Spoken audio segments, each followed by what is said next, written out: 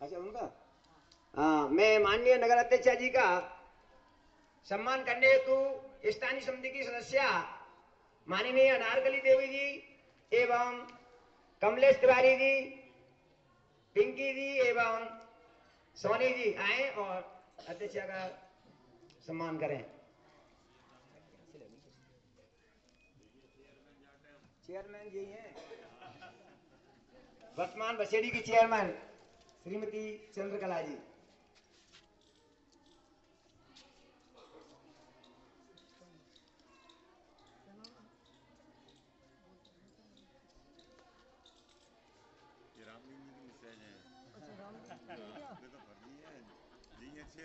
माता बहने आती जाए और सीट घर पे आगे सीट खाली है।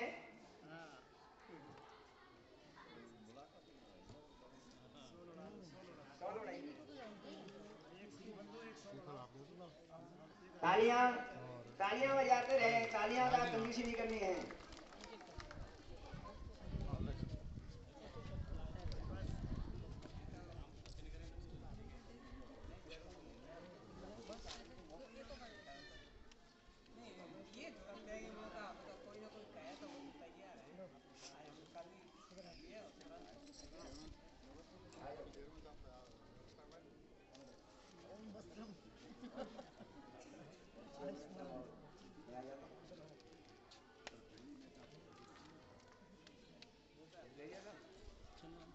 अब मैं माननीय श्रीमान नगरपालिका अध्यक्ष पति से आग्रह करता हूं कि वह माननीय जिला सचिव जी का सम्मान करें। मैं आ जाता हूँ साथ में। ले बेटा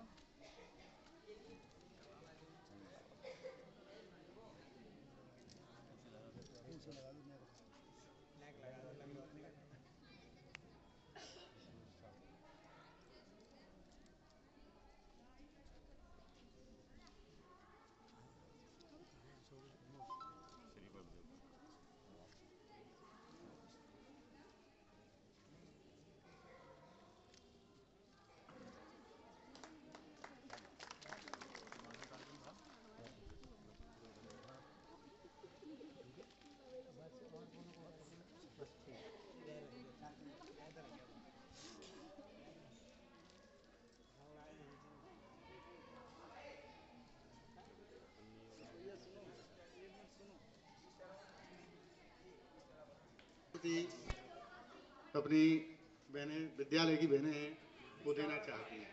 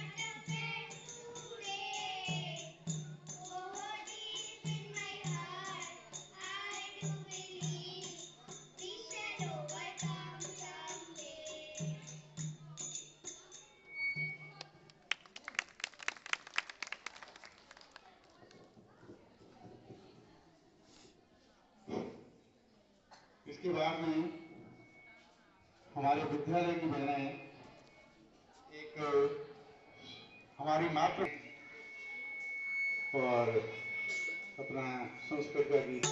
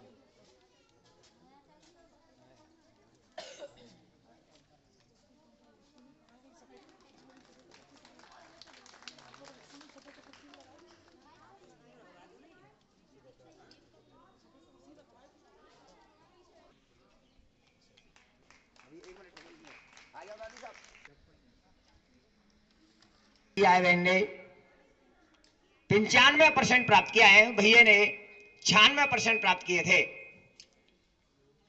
तालियां एक साथ।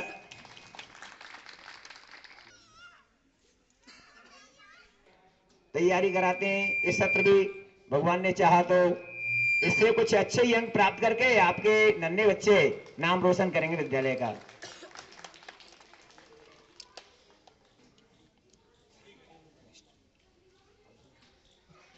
आदर्श विद्या मंदिर विद्या भारती एक अखिल भारतीय शिक्षण संस्थान के सानिध्य में केवल धौलपुर जिले में ही नहीं, बसेड़ी नगर में ही नहीं, अपितु पूरे देश में यह विद्यालय संचालित हैं। यह विद्यालय किसी एक के निजी नहीं है, किसी एक का स्वामित्व तो नहीं है। यह विद्यालय हमारी सामाजिक संगठनात्मक विधि के अनुसार यह विद्यालय संचालित हैं, जो समाज में शिक्षा के क्षेत्र में जो अपना योगदान देते हैं, वह उनका 3 वर्ष के लिए एक मनोनयन ऐसा होता है और 3 वर्ष तक वह उस विद्यालय के सफल संचालन के लिए भरसक प्रयत्न करते हैं।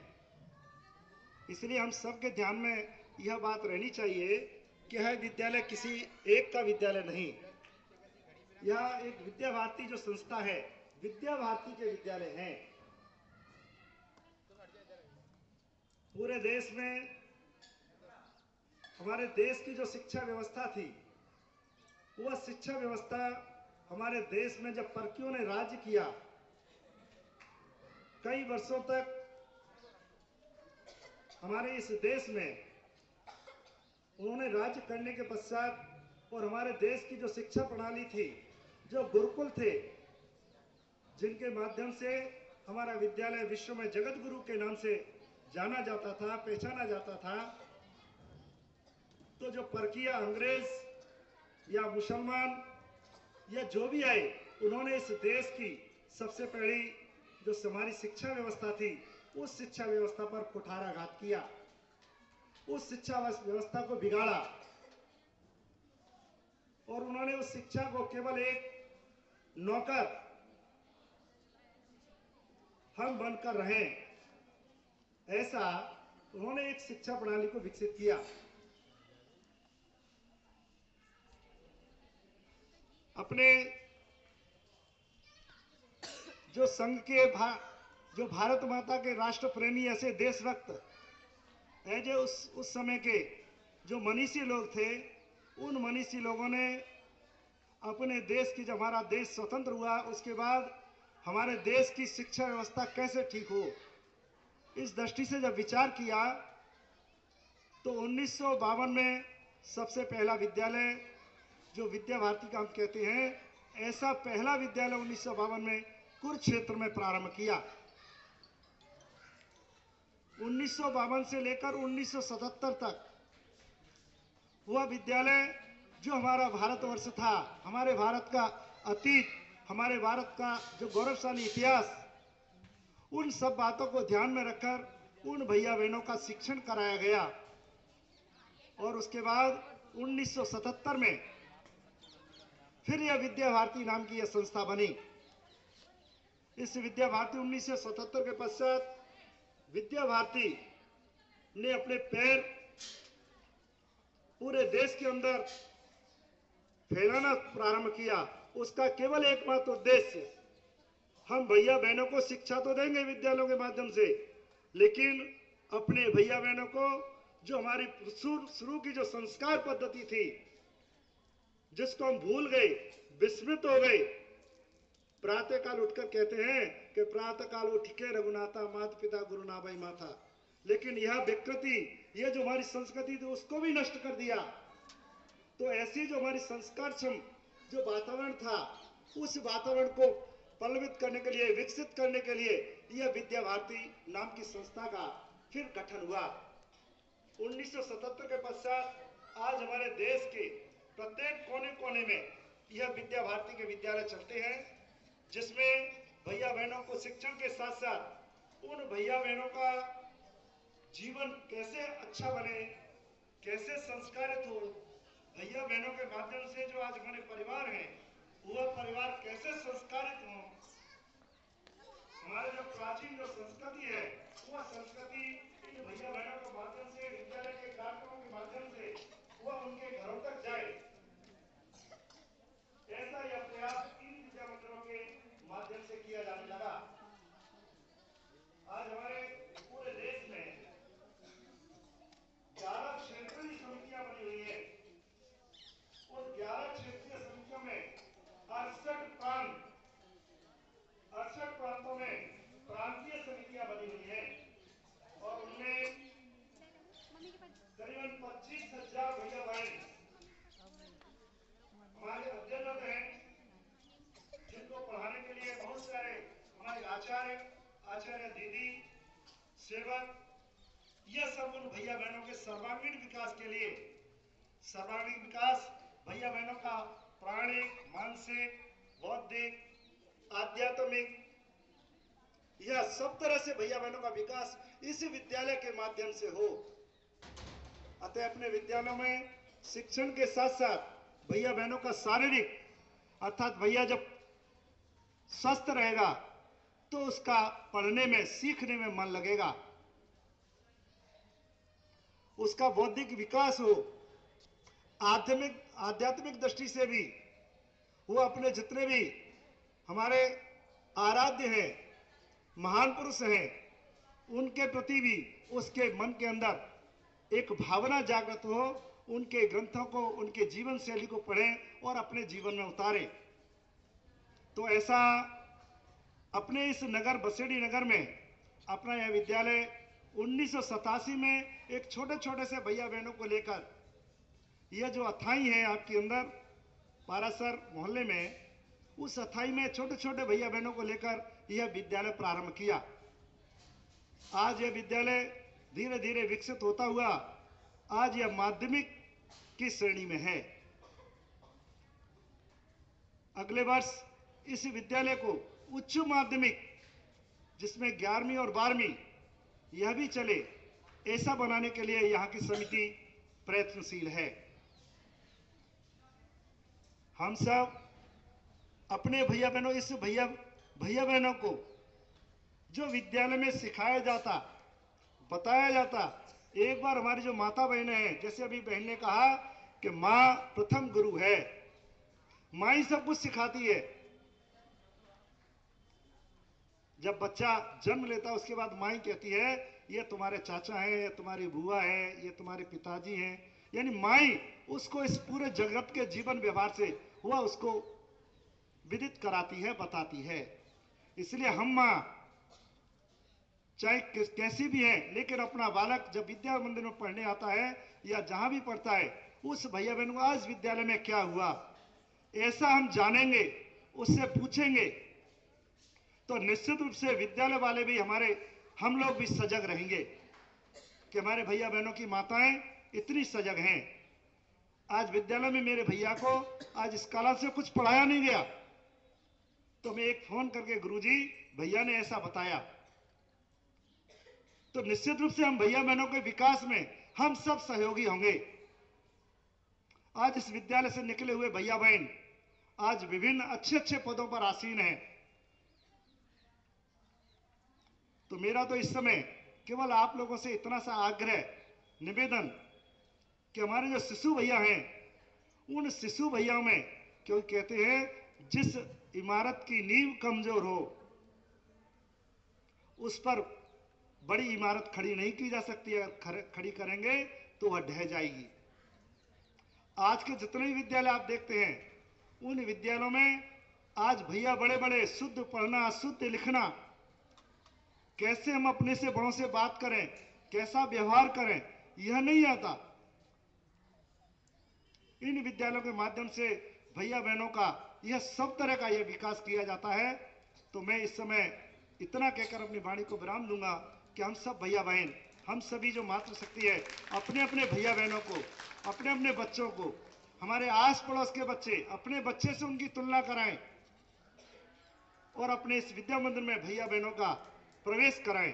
अभी 26 जनवरी आ रही है, कहते हैं वसंत पंचमी का दिन सबसे शुभ दिन है।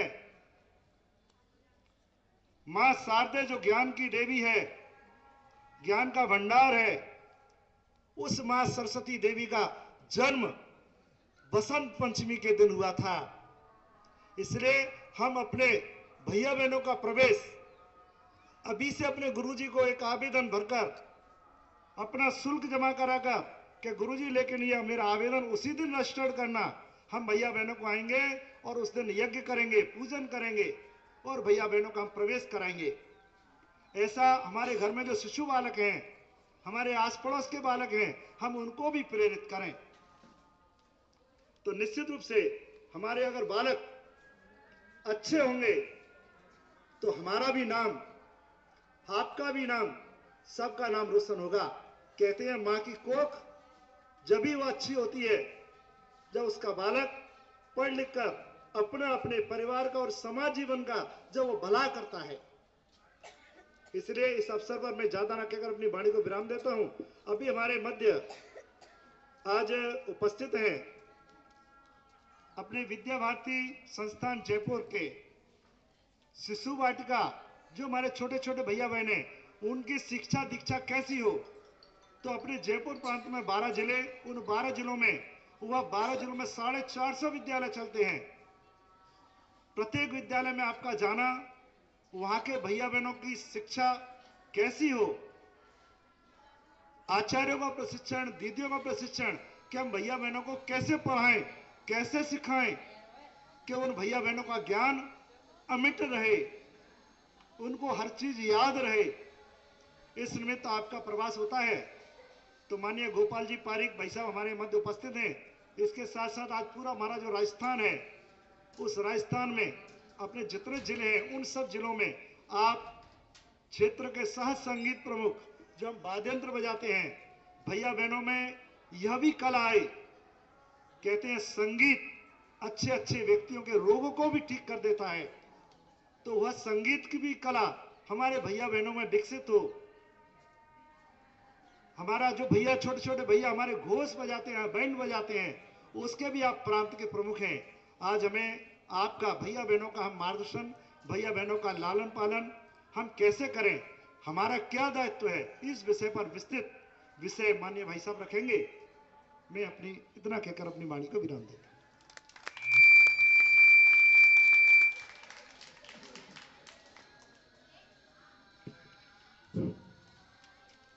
संस्कृत भाषा में एक कहावत है, सूक्ति दी गई है, अशतो माँ सद्गमय तमसो माँ ज्योतिर्गमय। हे माँ, मुझे असत्य से सत्य की ओर ले चलो, अंधेरे से उजाले की ओर ले चलो। माँ का दर्जा तो समाज में सबसे ऊंचा होता है। इन सब बातों को ध्यान में रखते हुए हम भाई साहब से अनुरोध करते हैं, श्री मुख्य वक्ता श्रीमान गोपाल जी पारिक भाई साहब आएँ और हमारा और आई हुई माता बहनों का मार्गदर्शन करें। माँ भारती के चरणों में वंदन। मंचस्थ अतिथिवृंद, समिति की सदस्य बहनें, माताएं बहनें, विद्या भारती इस जिले के जिला सचिव जी, प्रधानाचार्य जी, आचार्य बंधु, भगिनी और भैया बहनों। मार्गदर्शन शब्द बड़ा रूढ़ हो गया है, और छोटा होता है तो भी मार्गदर्शन करो। वास्तव में मेरी जो आयु है उससे भी बड़ी आयु की बहुत सी माताएं बहनें और बहुत से लोग बैठे हुए यहाँ पर। तो मार्गदर्शन जैसा कुछ नहीं है। तो मार्गदर्शन करने वाला वय में, आयु में, अनुभव में बड़ा होना चाहिए। लेकिन एक व्यवस्था है, बाहर से कोई अतिथि वृंद आते हैं तो कुछ बोलना, कुछ बताना चाहिए। इस दृष्टि से मुझे आदेश किया गया है और मैं प्रयास करूंगा कि जितना शिशु वाटिका के विषय में मुझे ध्यान है तो मैं आपके समक्ष अपनी बात को रखने का प्रयास करूंगा। वास्तव में छोटे छोटे जो बालक होते हैं, मैं जब आचार्य बंधु भगिनी होते हैं उनका प्रशिक्षण जब रखता हूं तो उनको पूछता हूं कि आपके घरों में छोटे छोटे बालक होंगे, और वास्तव में आपके घरों में भी होंगे। यहाँ जो माताएं बहनें बैठी होंगी, 3 साल के, 4 साल के, 5 साल के, ऐसे छोटे छोटे बालक घरों में होंगे। तो मैं उनको एक प्रश्न करता हूं कि वो जो छोटे छोटे बालक है वो घर में क्या करते हैं, अपनी इच्छा अपनी रुचि से क्या करते हैं। ऐसे यदि आपके सामने भी ये प्रश्न आए कि वो छोटे छोटे बालक घरों में क्या करते हैं, आपका उत्तर क्या होगा? मैं आपसे प्रश्न कर रहा हूं कि क्या करते हैं छोटे बालक? आप में से कोई बता सकता है? बहनें बता सकती हैं क्या करते हैं? मुझे क्या करते हैं? मोबाइल देखते हैं, मोबाइल देखते हैं। और क्या करते हैं? मुझे यहाँ जो सामने बैठे हैं ना माते बहने, बताइए क्या करते हैं?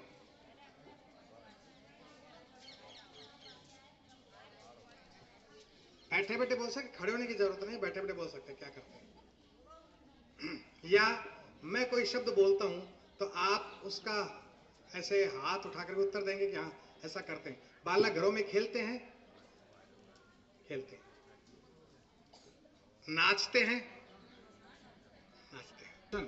यानी पूर्व बाल्यावस्था, सुरक्षा और शिक्षा, इस स्तर के जो बालक हैं उनका NCF जिसको कहते हैं राष्ट्रीय पाठ्यचर्या रूपरेखा तैयार हो गई है और वो लागू होने वाला है। उसमें क्या लिखा है?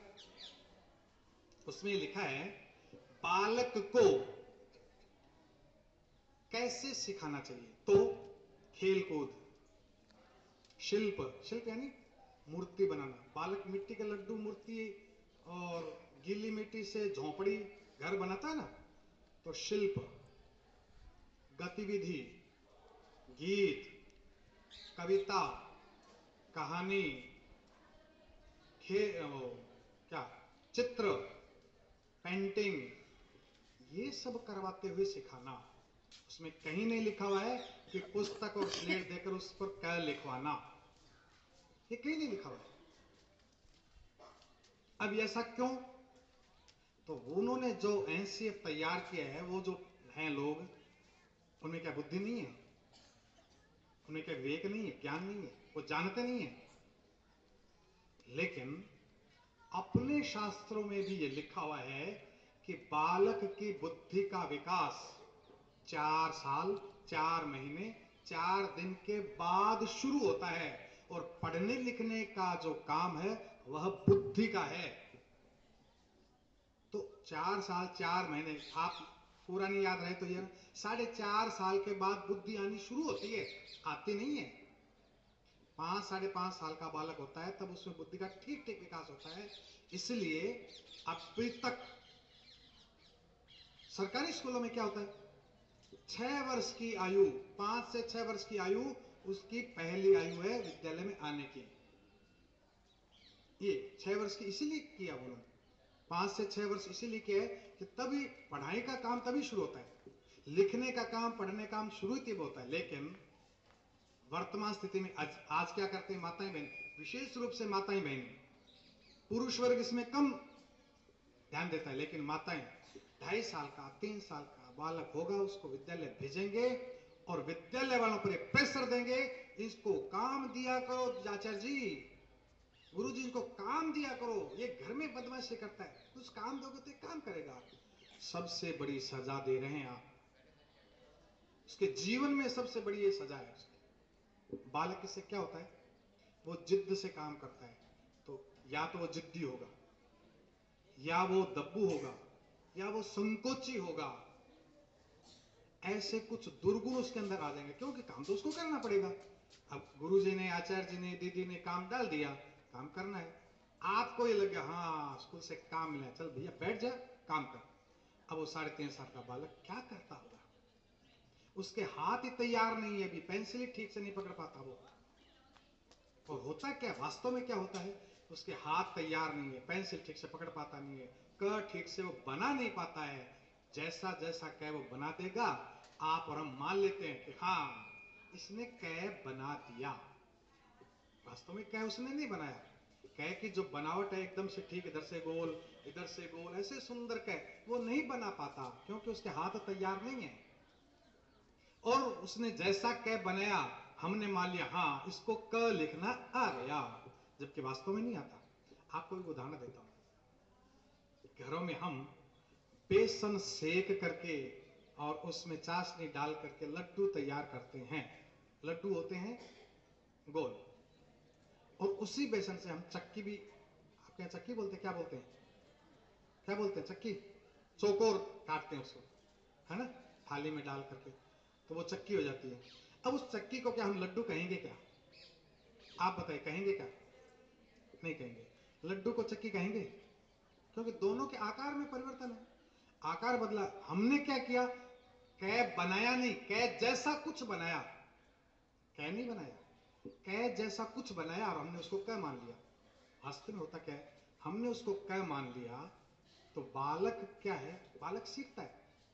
ये जो खेल है, उसके लिए जो मिट्टी में खेलता है, पानी में खेलता है, वो कहानी सुनता है, कविता बोलता है, गीत बोलता है, कोई चीजें जोड़ता तोड़ता है, ये सब करता है ना वो क्रियाविधि, ये क्रियाकलाप जो करता है, वास्तव में इससे भी वो सीखता है।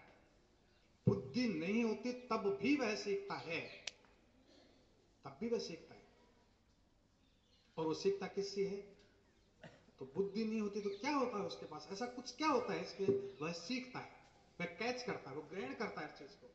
और ग्रहण करता है तो जब बुद्धि आती है तब उसको एक पता लगता है कि ये चीज सही है और ये चीज गलत है।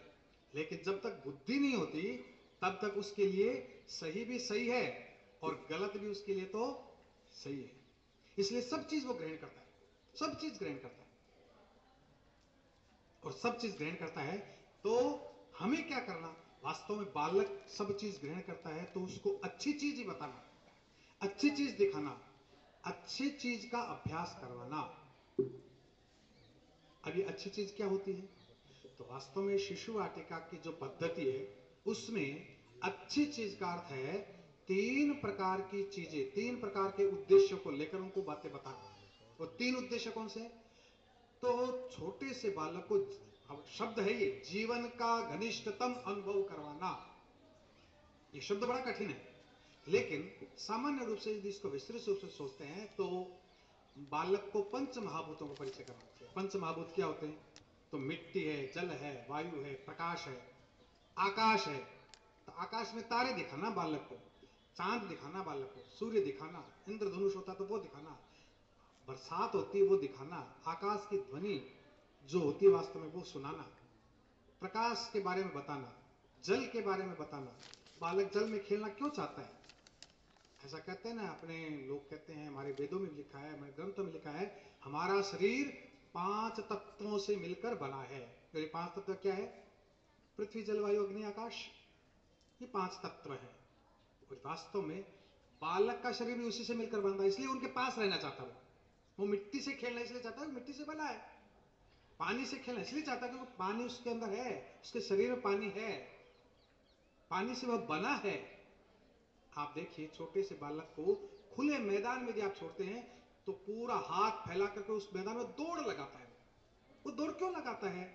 वो ये सोचता है कि सारी की सारी हवा मैं मेरे अंदर समेट लूं, मेरे पास ले इस हवा को। क्यों?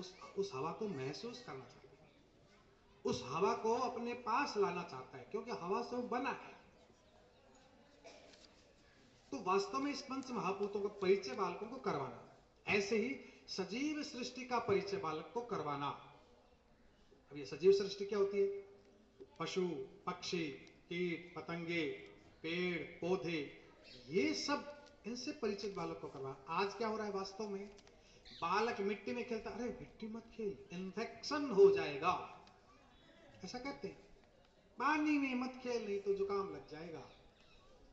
ऐसा होता भी आजकल। इसका भी कारण है, पहले नहीं होता लेकिन आजकल होता है। इसका कारण है और कारण क्या है? आजकल माताओं बहनों के ऐसा कहते हैं 46 प्रकार की वैक्सीन लगती है, टीके। और 46 प्रकार के जो टीके लगते हैं ना, वास्तव में वो टीके जो हैं वो कुछ बीमारियों को ठीक करते हैं, उनके रोग का नाश करते हैं, लेकिन अन्य बीमारियां शरीर में कमजोरी भी लाते हैं। और वो बालक जो होता है वो इस कारण से वो इंफेक्शन युक्त होता है। आजकल आप देखिए, गेहूं खाने से बालक के एलर्जी होती है। ऐसे बहुत सारे केसेस आज आ रहे हैं धीरे धीरे सामने। क्यों होती है एलर्जी? तो वास्तव में रोग प्रतिरोधक क्षमता बालक में नहीं रही उन टीकों के कारण। तो ये अलग विषय है वास्तव में, लेकिन वास्तव में बालक इन पशु पक्षियों, पेड़ पौधों, कीट पतंगों, इनसे अभी हम क्या करते हैं, कीट पतंगों से खेलने नहीं देते, उसको डराते हैं। अरे छिपकली पास मत जाना, छिपकली खा जाएगी। अब छिपकली कभी खाते हुए देखा आपने? किसी को छिपकली खा गई? और छिपकली तो चलो जानवर है, मान लिया, हम बालक को डरा देते हैं। बालक जन्म से निडर होता है, वो डरता नहीं किसी चीज से। छोटा बालक होता है, किसी के सामने तो नहीं डरेगा उससे, लेकिन हम उसके अंदर डर पैदा करते हैं। हम क्या कहते हैं, अरे बिल्ली खा जाएगी, छिपकली खा जाएगी, और ये तो जानवर है, चलो भूल से खा जाएंगे, अंधेरा खा जाएगा। मतलब जो कुछ खाने की चीज नहीं है वो भी, उससे भी डरा देते वालों को, अंधेरा खा जाएगा। अंधेरा खाने की चीज है क्या? खाता है क्या अंधेरा? लेकिन हमने उसके मन में ये डर बैठा दिया। और वास्तव में बालक इस चीज को बहुत जल्दी कैच करता है। और किससे कैच करता है? तो बालक में बुद्धि नहीं होती, तो चित्त होता है। चित्त और मन भी बाद में। शुरू में बालक जब जन्म लेता है तो केवल और केवल चित्त होता है, और चित्त पर हम जो भी चीज बोलते, बताते, कहते हैं, वो सारी की सारी, इसलिए कहते हैं ना, मां बालक की पहली गुरु, वो इसीलिए होती है। मैं तो ये कहता हूं, जन्म लेने के बाद नहीं, जन्म से पहले गर्भ में भी वह बालक सीखता है। तो केवल चित्त से ही सीखता है, उसका चित्त होता है, चित्त से वो कैच करता है। और हमारे पास उदाहरण ऐसे, अभिमन्यु जो था, उसने चक्रव्यूह भेदन का जो विधि थी वो गर्भ में सीखी थी। और केवल अभिमन्यु ऐसा नहीं है, अष्टावक्र जी का उदाहरण भी आता है। वेदों के बारे में जानकर उन्होंने गर्भ में ले ली थी। वेद व्यास जी के बारे में आता है। और मैं तो ये कहता हूं, शिवाजी को भी मां ने गर्भ से ही देशभक्ति की शिक्षा देनी, राष्ट्र के प्रति प्रेम, इस प्रकार की शिक्षा देनी शुरू कर दी थी। और वास्तव में वह बालक ऐसा ही बना, शिवा। तो वास्तव में मां पहली गुरु इसलिए है कि बालक जन्म होने के बाद सीखता, ऐसा नहीं है, वो तो गर्भ में आते ही सीखना शुरू कर देता है। एक छोटा सा उदाहरण आपको मैं बताता हूं। एक बालक 5, 6, 7 वर्ष का बालक, उस बालक को हिप्नोटाइज कर दिया। हिप्नोटाइज समझते हैं? सम्मोहित कर दिया उसको। सम्मोहित करना जानते हैं ना? उससे वो बुद्धि से काम नहीं लेता, वो बिल्कुल अपने जो पहले से जो दिमाग में उसके चित्त पर जो अंकित है, उसी बात को बोलता है। वो गलत नहीं बोल सकता, बुद्धि से वो झूठ भी बोल सकता है, बुद्धि लगा करके करनी, मैं ऐसे बोलूंगा तो इनको अच्छा लगेगा, ऐसा नहीं करता वो। तो जो उसके चित्त पे अंकित होता है वही बोलता है। तो उसको हिप्नोटाइज करने के बाद में, सम्मोहित करने के बाद में उसको पूछा, जन्म से पहले आप कहां थे? वो छोटा सा बालक बताता है, मैं मां के पेट में था। 5, 6, 7 वर्ष का बालक बताता है। 6, 7 वर्ष के बालक को पता है मैं मां के पेट में था, लेकिन वो बताता है क्योंकि उसके ध्यान में है बात। और फिर वो सम्मोहित करता, उसको दोबारा प्रश्न पूछता है कि आपके साथ और कौन था पेट में? मां के घर में और कौन था? तो वो बालक बोलता है, हाँ, मेरे साथ एक सांप भी था, सर्प भी था, लेकिन वह काटता नहीं था, मैं उसके साथ खेलता था। हम सब जानते होंगे, महिलाएं हैं, हम सब जानते होंगे कि जो गर्भनाल होती है, हो सकता है उसको वह बालक सर्प मानता और उससे खेलता होगा, गर्भ के अंदर, पेट के अंदर खेलता होगा। ये भी ठीक है, लेकिन फिर प्रश्न किया प्रश्नकर्ता ने कि उसके अलावा और कौन था? और जब वो उत्तर देता है बालक, हाँ, उस सांप के अलावा भी एक और चीज थी, वो था डॉगी, कुत्ता। ये जब उत्तर सुनता है प्रश्नकर्ता तो शौक लगता है उसको, झटका लगता है, ये कैसे हुआ? गर्भ के अंदर कुत्ता कहां से आया? कुत्ता गर्भ के अंदर कहां से आया? पेट के अंदर कहां से आया? घर गए, पता लगाया, उसकी मां को पूछा तो मां ने बताया, हां, यह जब पेट में था तब हमारे घर में एक छोटा सा पिल्ला था, बहुत ही सुंदर पिल्ला था, तो वो मेरे पेट पर ही सोता था। कहां से उस बालक ने कैच किया है? यानी गर्भ में मेरे साथ एक कुत्ता भी था तो गर्भ में नहीं था, बाहर था, लेकिन वो उसको कैच कर रहा था, वो चित्त से उसको ग्रहण कर रहा था। ये कुत्ता, उसके साथ भी वो खेलता था, ये देखिए आप। और ऐसा ही एक उदाहरण नहीं है, ऐसे बहुत सारे उदाहरण हैं। एक उदाहरण, जैन परिवार। जैन परिवार एकदम शुद्ध सात्विक, लहसुन प्याज भी घर में लाते नहीं थे। चींटी को मारना 100 पाप के बराबर मानते थे। ऐसा परिवार, ऐसे परिवार का एक बालक, 18-19 वर्ष का बालक, झगड़ा हुआ तो सामने वाले की गर्दन काट देता है। लोगों को आश्चर्य होता है कि ऐसा परिवार, इस परिवार में यह बालक, इसको ये संस्कार कहां से मिले? और गला काटते समय उसको कोई घृणा भी नहीं हुई, कोई घिन भी नहीं हुई, कोई ग्लानि नहीं हुई, और उसने झटके से गर्दन काट दी। ऐसा कैसे हुआ? पता लगाया, घर गए तो पता लगा, जब वह गर्भ में था, पेट में था, तो उसकी मां घर में अकेली रहती थी। फर्स्ट फ्लोर पर, छत के ऊपर वो कमरा था मां का, वो कमरे के बाहर बालकनी थी, बालकनी में दोपहर में मां बैठती थी। बालकनी की उधर दूसरी तरफ सड़क थी, सड़क के उस पार एक कसाई की दुकान थी जिसको मां देखती रहती थी। आप देखिए, गर्भ में जो बालक था, मां ने उस कसाई की दुकान में देखना शुरू किया, बालक ने उसको कैच कर लिया। कैसे जानवर को काटा जाता है उसने सीख लिया, और इसलिए उसके ये चित्त पर संस्कार आ गया कि काटने में कोई घृणा नहीं है, कोई ग्लानि नहीं है, और उसने उसके गर्दन काट दी। हाँ, उसको घर में ऐसा वातावरण नहीं मिला, इसलिए उसका ये जो संस्कार था, ये सोई अवस्था में था, सुप्त अवस्था में था। लेकिन जैसे झगड़ा हुआ, उसके वो संस्कार जो चित्त में अंकित थे, जो धब्बा बना हुआ था चित्त पर, जो बिंदु अंकित था चित्त पर, वह जागृत हो गया और काट दिया गला। ऐसा होता है। इसलिए अपने यहां पर, अब तो नहीं लेकिन पहले और अभी भी, जो बूढ़ी माताएं हैं, अम्मा है, दादी, वो क्या कहती हैं घर में, जब घर में बहू है और बहू गर्भ से होती है, तो वो कहती है, बहू आप देखो, ये खाना है, ये नहीं खाना है, शुद्ध शाकाहारी भोजन करना। क्यों कहते हैं? क्योंकि जो चीज वो मां खाएगी, बालक उसको ग्रहण करेगा। ये देखना, अच्छी चीज देखना, अच्छी चीज सुनना, अच्छी चीज पढ़ना, चिंतन भी अच्छा ही करना, और ये सब करने से गर्भ में पल रहा जो शिशु है, वह जो बालक है, वह श्रेष्ठ बनेगा, उत्तम बनेगा। हम कहते हैं ना, आजकल महापुरुष पैदा होने बंद हो गए। इसलिए हो गए कि हमने महापुरुष पैदा होने की जो हमारी इस भारत की जो परंपरा थी, उसको हमने बंद कर दिया, वास्तव में बंद कर दिया। और वो परंपरा क्या थी? वो परंपरा थी 16 संस्कार। आज ये 16 संस्कार हमने बिल्कुल छोड़ दिए, और 16 संस्कारों में से पहला संस्कार था गर्भाधान संस्कार। आजकल कोई करता होगा गर्भाधान संस्कार? कोई नहीं करता। और इसलिए अभी गांधी धाम में हमारा एक प्रशिक्षण वर्ग था 10 दिन का, उसमें बिल्कुल नव दंपत्ति शादी हुई है, अभी बच्चा नहीं है, उनको बुलाया, उनसे प्रश्न किया। क्या प्रश्न किया? आपको बच्चा कैसे चाहिए? बच्चा कैसे चाहिए का अर्थ उनका ये था कि आपको बच्चा बाई चांस चाहिए, बाई चॉइस, यानी आप इच्छा करके बच्चा लोगे, या ठीक है हो गया कोई बात नहीं। इन दोनों बातों में बहुत अंतर है।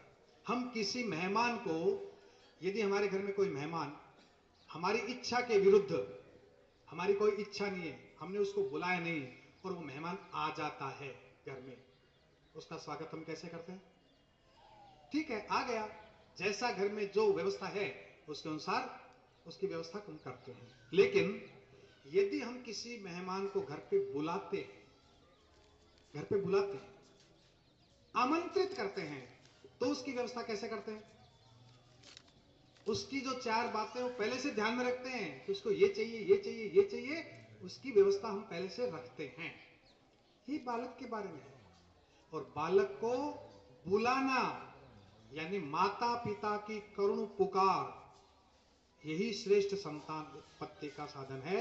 और ये करुण पुकार, ये तपस्या है, ये तपस्या है। और इसी को कहते हैं गर्भाधान संस्कार, जिसको हमने बंद कर दिया, हमने छोड़ दिया। वास्तव में आप देखिए, देवकी और वसुदेव ने भी ये तपस्या की थी जेल में। और ये तपस्या करते करते कितनी करुण पुकार की होगी भगवान से, हे ईश्वर अब नहीं सहा जाता, अब आपको आना ही पड़ेगा। कितनी करुणा से पुकार की होगी मां देवकी ने और वसुदेव ने। तो वास्तव में ये जो करुण पुकार है मां बाप की, ऐसा कहते हैं मां बाप बच्चे का चयन नहीं करते, बच्चा मां बाप का चयन करता है। मुझे किस घर में जाना है, किस मां के कोख में जाना है, ये बच्चा चयन करता है। इसलिए मां बाप कैसे चाहिए, मां कैसे चाहिए, उसके संस्कार कैसे चाहिए, उसके विचार कैसे चाहिए, उसका व्यवहार कैसा चाहिए, उसका शरीर कैसा चाहिए, उसका स्वास्थ्य कैसा चाहिए, ये सब बातें श्रेष्ठ संतान के लिए। हम कहते हैं ना आज महापुरुष पैदा नहीं होते, इसलिए नहीं होते क्योंकि हम इस बात की चिंता ही छोड़ दी एकदम से। 3 महीने बाद में पुंसवन संस्कार होता है, कोई नहीं करवाता, पता ही नहीं पुंसवन संस्कार में क्या होता है वास्तव में। 6 महीने बाद में सीमंतोन्नयन संस्कार होता है, हम करवाते ही नहीं है।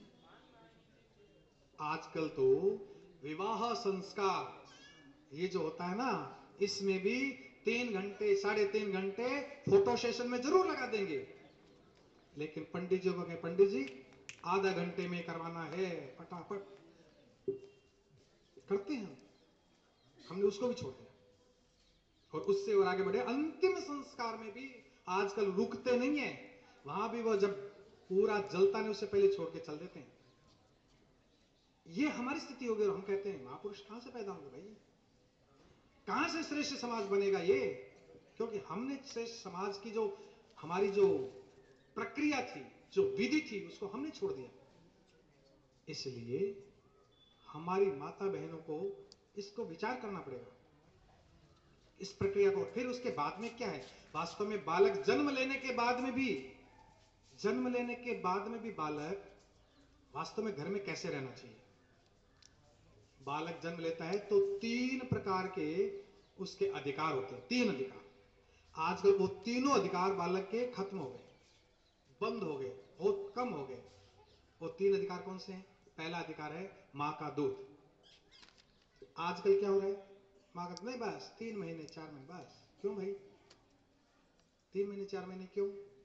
या बिल्कुल नहीं, बड़े शहरों में तो ये नहीं, दूध ऊपर का दूध, पाउडर का दूध पिला दो, नहीं। दूसरा, दूध मां के दूध आता ही नहीं है जी, कैसे पिलाएं? क्यों नहीं आता भाई मां का दूध? एक आचार्य जी ने मेरे को उदाहरण बताया था कि वास्तव में गुरुजी दूध इसलिए नहीं आता, वो बात वही है, बालक बाई चांस हुआ या बाई चॉइस। यदि बाई चॉइस होगा तो ममत्व होगा तो दूध निश्चित आएगा। यदि ममत्व नहीं है तो दूध नहीं आएगा।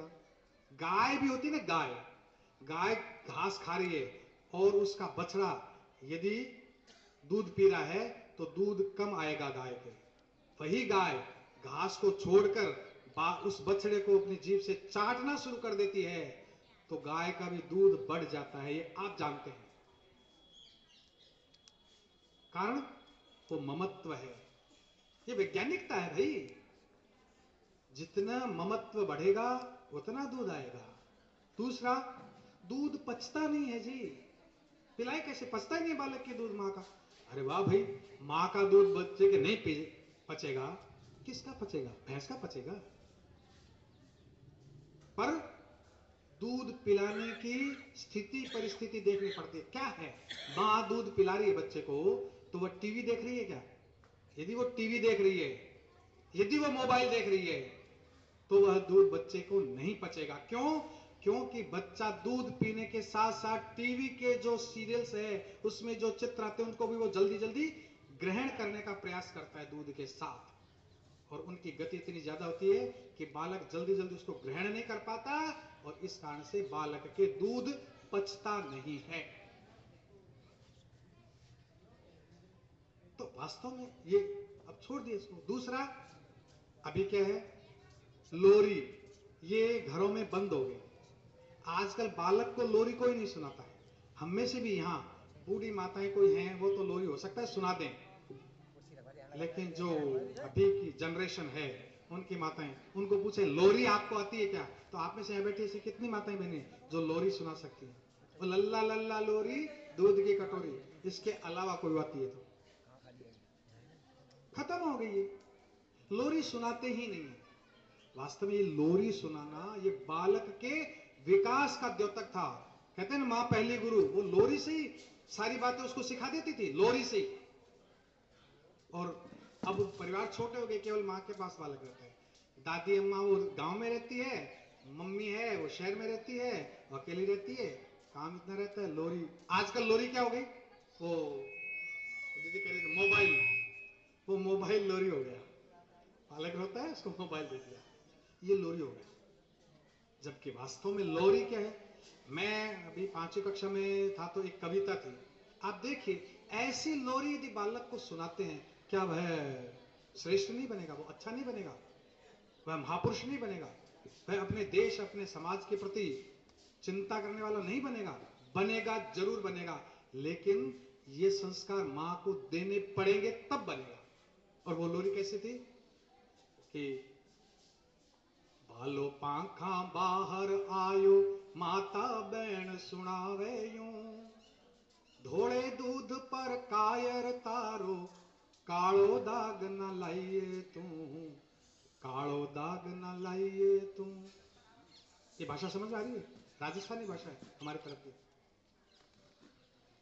तेज कटारो नाड़ो काट्यो, नाड़ो काटत बोलियो, बैरारी फौजा का बाला, शीश काट घर आइए तू, शीश काट घर आइए तू। मेरी चढ़ के थाल बजायो, थाल बजावत बोलियो, हर्ष में ढोला रे ढमके, आरतड़ो करवाइए तू, आरतड़ो करवाइए तू। तो ऐसी लोरी पहले होती थी, आजकल बंद। लोरी, प्रभाती, आजकल बालक को उठाते समय भी प्रभाती गा करके, प्रभाती बोल करके उठाते थे। आजकल प्रभाती, लोरी तो फिर भी ये लल्ला लल्ला लोरी आ सकते, लेकिन प्रभाती बालक को उठाने का गीत ये कोई बोल सकता है?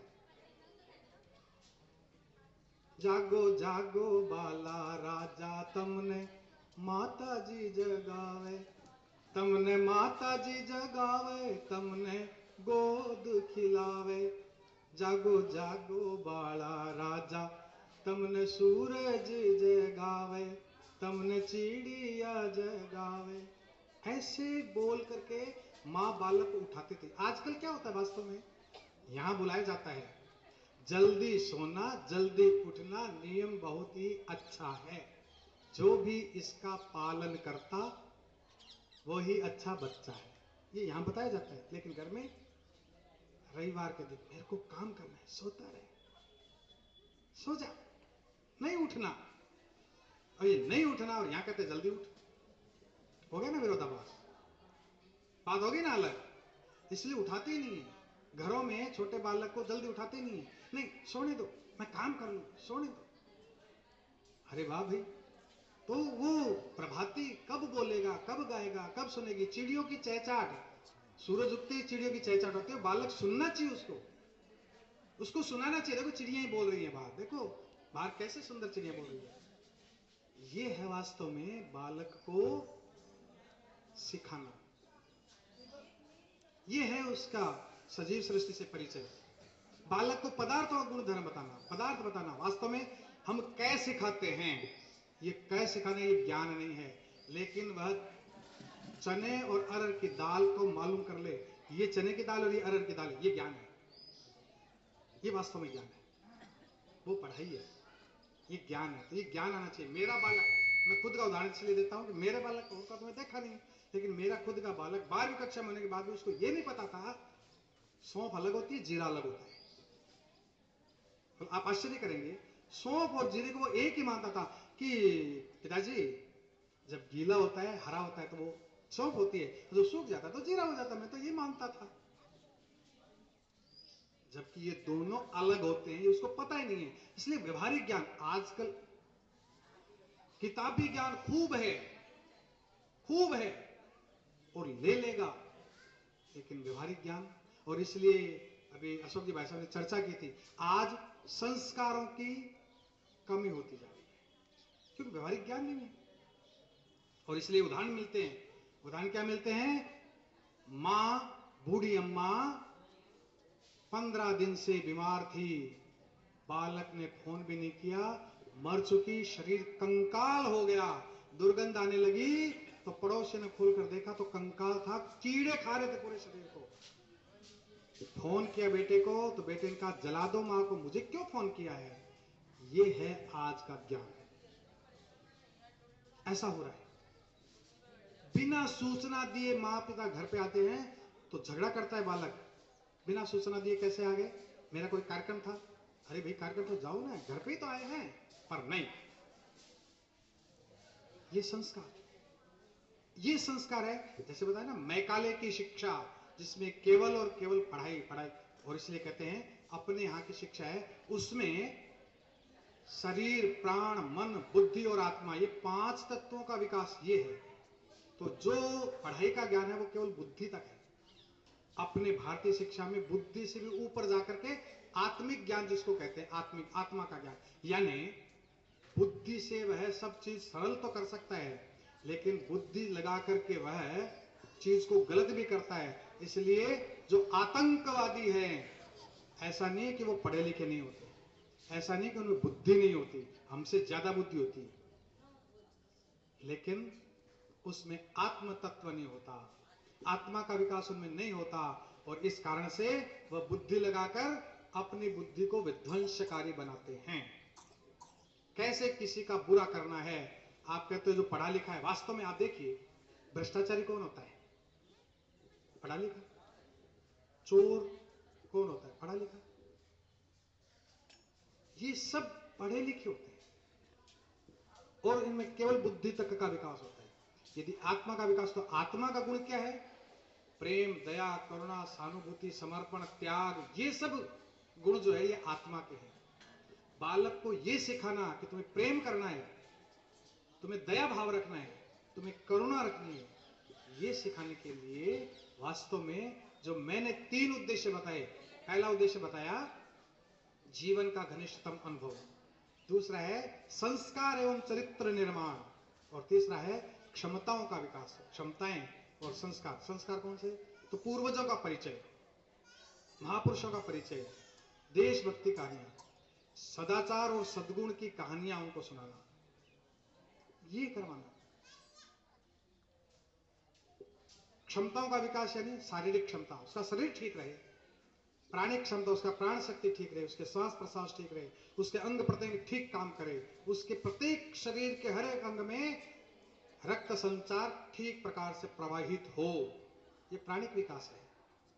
मानसिक विकास, उसका मन ठीक हो, मन अच्छा हो, मन शुद्ध हो, मन सात्विक हो, ये काम करना। और फिर बुद्धि का विकास, यानी उसकी बुद्धि विवेकशील हो। तो बुद्धि और विवेक में थोड़ा सा अंतर है, समझ बढ़ती है तो विवेक आता है। एक बालक घर से स्कूल आता है, घर से स्कूल आता है तो रास्ते में एक बूढ़े बाबा जी उसको मिलते हैं और वो कहते हैं भैया मैं धूप में बैठा हूं, कृपया करके मुझे मेरा हाथ पकड़ के थोड़ा सा वो छाया है उसमें बैठा दो, मुझे धूप लग रही है। वो बालक कहता है नहीं, मुझे स्कूल को लेट हो रही है, मैं तो स्कूल जाऊंगा नहीं तो मुझे प्रधानाचार्य जी, आचार्य जी डांटेंगे, और वो दौड़ जाता है। वास्तव में बुद्धि के अनुसार तो उस बालक ने ठीक किया, लेकिन क्या ये सही है? क्या बुद्धि से भी ऊपर जब आत्मिक विकास होता है तब विवेक और समझ बढ़ती है कि नहीं, प्रधानाचार्य जी, आचार्य जी चाहे डांटे, लेकिन मेरा पहला काम यह है इस बूढ़े बाबा को मुझे छाया में बैठाना है। आज ये काम बंद हो गया। ये बुद्धि है, बुद्धि तक रहेगी, विवेक समझ इसकी कमी आ गई, क्योंकि आत्मिक विकास नहीं। इसलिए आत्मिक विकास वास्तव में ये करना, हम सब माताएं बहनें जो यहां बैठी हैं पढ़ाई लिखाई पर विशेष ध्यान देते हैं, तू पढ़, तो ये पढ़ वाला विचार छोड़ना है। बालक ये सब चीज सीखे। बालक का है वो सारी प्रकार का विकास हो, उसके अंग प्रत्यंग ठीक काम करे, ज्ञानेंद्रियां और कर्मेंद्रियां, इससे वह ज्ञान ग्रहण करता है, उससे वो काम करता है, ये सब ठीक हो। तो वास्तव में ये जो नई शिक्षा नीति, नई शिक्षा पद्धति आई है अभी जो चल रही है, उसमें क्या है, 6 वर्ष का बालक विद्यालय आता है, 10 वर्ष तक वह स्कूल में पढ़ता है, यानी पहली कक्षा से लेकर 10वीं कक्षा तक 10 वर्ष हो गए। उसके बाद में 2 वर्ष वह पढ़ता है अलग अलग विषय, कोई साइंस लेता है, कोई कॉमर्स लेता है, कोई आर्ट्स लेता है, अलग अलग विषय। तो 2 साल हो गए, कुल हो गए 12 वर्ष। तो अभी की जो नई ये शिक्षा चल रही है वो है 10+2 यानी 10 और 2 12 वर्ष। ये 12 वर्ष की शिक्षा चल रही है। लेकिन अब जो नई शिक्षा नीति आई है उसमें 5+3+3+4 ऐसे, यानी इनको कुल जोड़ेंगे तो होंगे 15 वर्ष। तो अब स्कूली शिक्षा के 12 वर्ष नहीं रहे, 15 वर्ष हो गए। और 15 वर्ष में भी ऊपर की जो आयु है वो 18 वर्ष की वही रखी है, नीचे की आयु जो 6 वर्ष का बालक था, अब वो बालक 3 वर्ष का स्कूल आएगा। 3 वर्ष का स्कूल तो आएगा, लेकिन स्कूल में आकर वो पढ़ेगा क्या? नहीं, वो पढ़ेगा नहीं तो क्या करेगा? पढ़ाना नहीं है, सिखाना नहीं, करना क्या है? मैं तो एक प्रश्न पूछता हूं, आप पढ़ा सकते हैं क्या बालक को? यदि बालक की इच्छा नहीं है तो आप सिखा सकते हैं क्या बालक को? यदि उसकी इच्छा नहीं है तो हम नए बालक को पढ़ा सकते हैं, नए बालक को सिखा सकते हैं। ऐसे में आचार्यों की ओर से प्रशिक्षण होता तो उसमें प्रश्न करता हूं, क्या हम बालक को सिखाते हैं? वो तो यही कहते हैं कि हम सिखाते हैं। वास्तव में हम नहीं सिखा सकते। क्यों नहीं सिखा सकते? मैं उनको दूसरा प्रश्न करता हूं। बालक जब जन्म लेता है, जन्म लेते ही वह रोता है। हम सब जानते हैं बालक जन्म लेते क्या करता है? जन्म लेते क्या करता है? रोता है। हम में से किसी ने सिखाया है कि ऐसे रोना है? हम में से किसी ने नहीं सिखाया उसको रोना। किसी ने रोना नहीं सिखाया, फिर भी वह रोता है। उसको कैसे पता लगा मुझे रोना है? तो उसके चित्त, मैंने कहा ना, उसके चित्त ने ये बात सिखाती है कि अब तेरे को ये करना है। और यदि वह नहीं रोता तो डॉक्टर या दाई मां क्या करती है? उसको उल्टा करके उसके पीठ पर थपकी मारती है। यानी नहीं रोता तो उसको रुलाने का वातावरण तैयार करते हैं। वास्तव में हमें भी वातावरण तैयार करना है। बालक सीखता अपने आप है, और वातावरण तैयार करने के लिए वास्तव में अभी विद्यालयों में ये शिक्षा, इसमें 12 प्रकार की व्यवस्था है, ये शुरू की है। तो 12 प्रकार की व्यवस्था: चित्र पुस्तकालय, वस्तु संग्रहालय, कलाशाला, कार्यशाला, विज्ञान प्रयोगशाला, इस प्रकार की 12 व्यवस्थाएं खड़ी की है। और इन सब में वही बात जो मैंने शुरू में बताई, आपसे पूछी भी थी कि बालक घर में क्या करता है।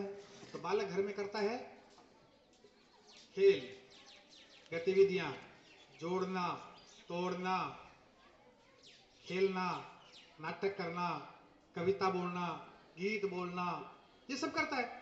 ये सारी गतिविधियां इन 12 व्यवस्था में शुरू।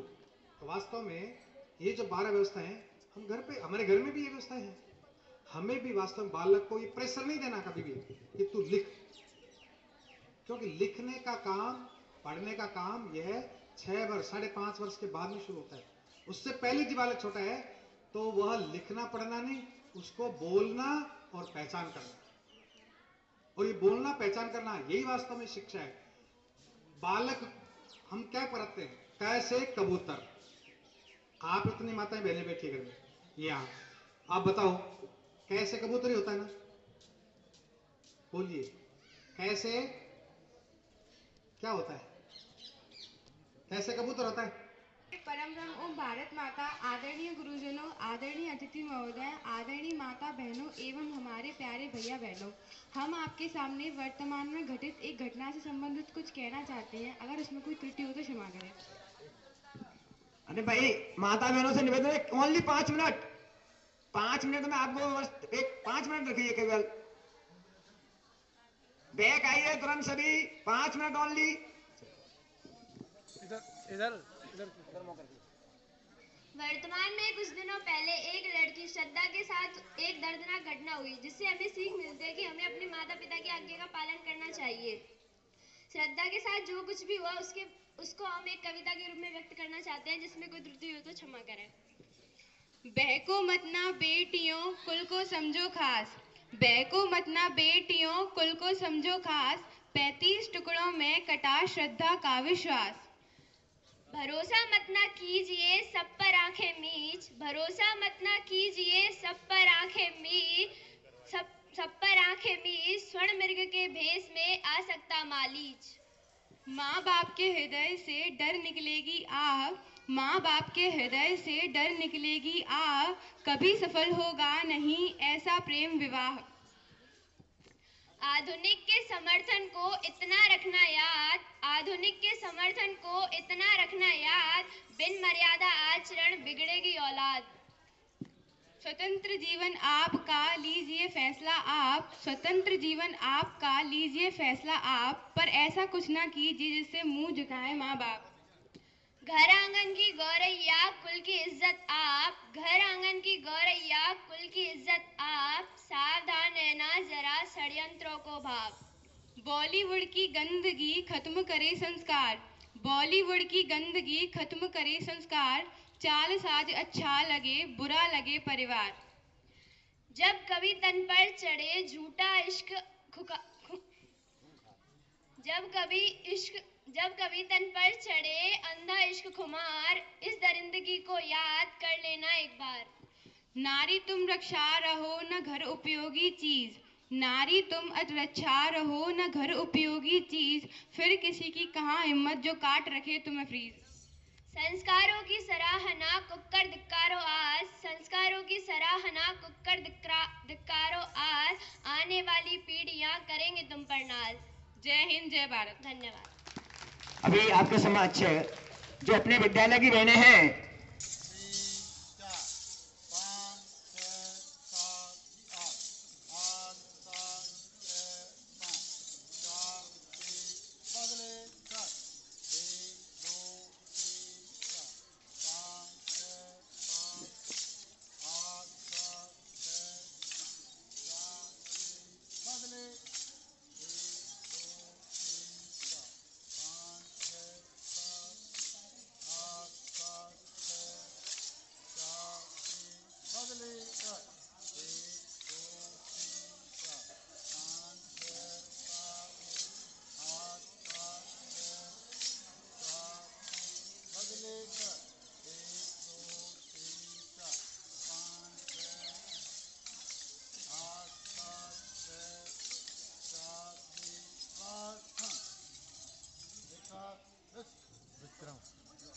सम्मेलन में सभी पधारी माता बहनों का विद्यालय परिवार की ओर से हार्दिक स्वागत। ऐसी आप पधारिए। सर्वे भवन्तु सुखिनः, सर्वे सन्तु निरामया, सर्वे भद्राणि पश्यन्तु, मा कश्चित् दुःखभाग् भवेत्। ॐ शान्ति शान्ति शान्ति। स्वस्थ।